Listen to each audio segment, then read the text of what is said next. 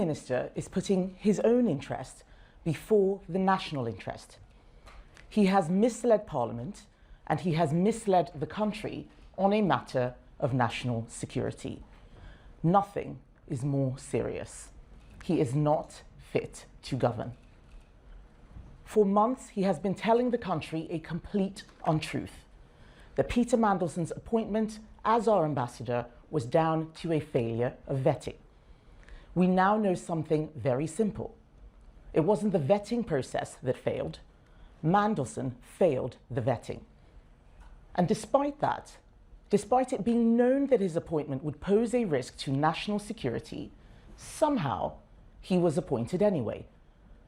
Someone pushed that appointment through.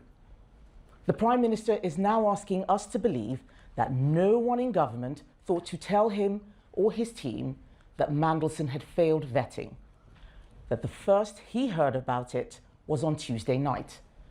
This is preposterous. He is taking the public for fools. We know that Number 10 was told that Mandelson had failed his vetting because journalists told them in September last year. This leaves us with two possibilities. Either the Prime Minister is lying, or he is so incompetent that he is unfit to run the country. Either way, his position is untenable. As this scandal has unraveled, he has sought to pin the blame on everyone but himself. He has blamed the security services. He has sacked his chief of staff. He has sacked the cabinet secretary. He has now sacked Ollie Robbins, the permanent secretary of the Foreign Office.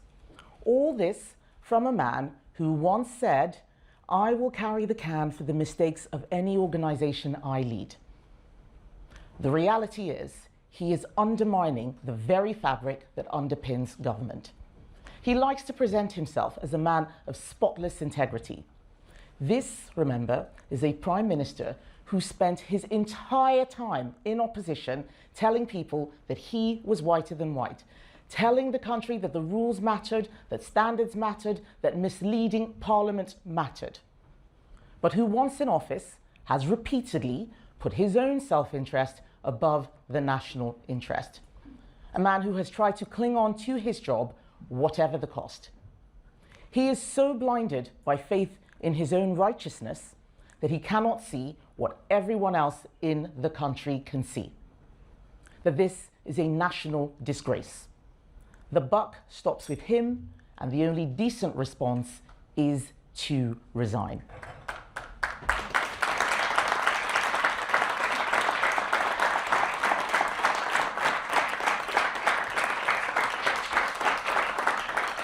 Can you imagine what he would think about this national security breach if this was anyone else?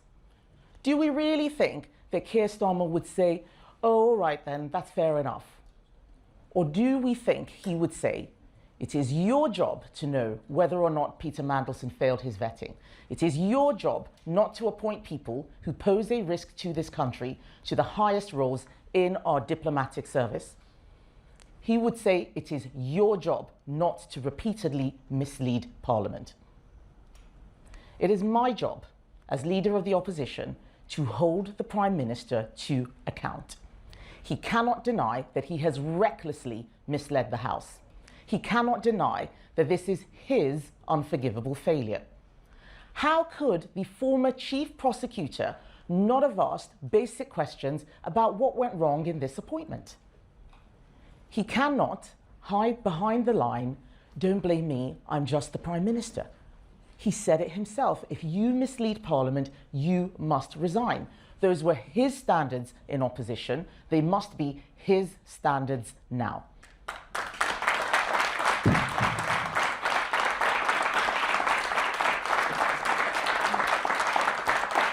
The fact is, none of this would have come to light without the work of the Conservatives in opposition. While Nigel Farage was calling Peter Mandelson a good choice as ambassador, Conservative MPs like Ian Duncan Smith were raising concerns. I asked the Prime Minister about Mandelson's vetting all the way back at PMQs in September. It was the Conservatives who stopped the government from brushing this under the carpet with urgent question after urgent question in Parliament.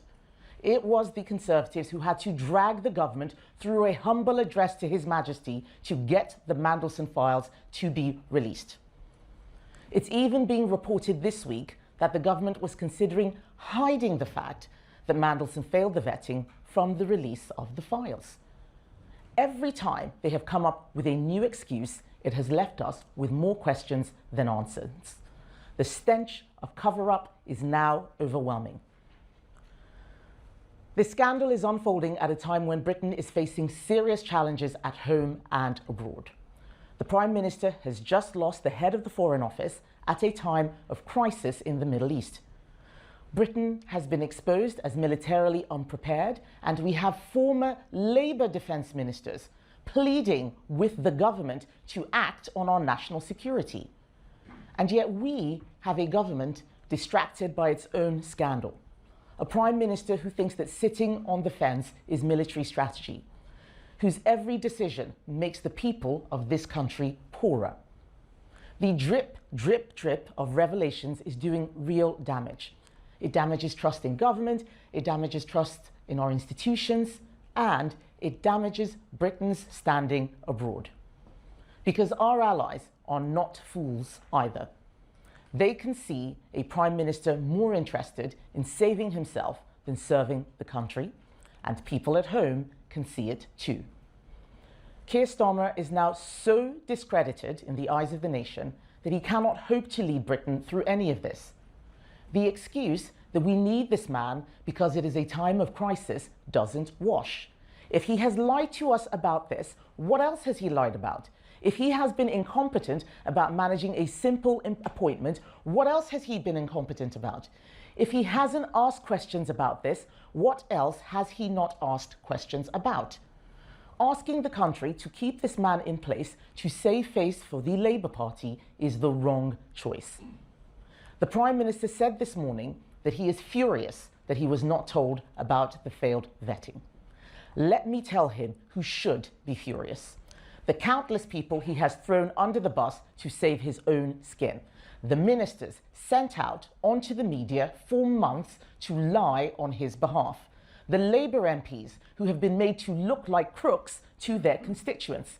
He has no right to be furious. It is Parliament and the country who should be furious with him.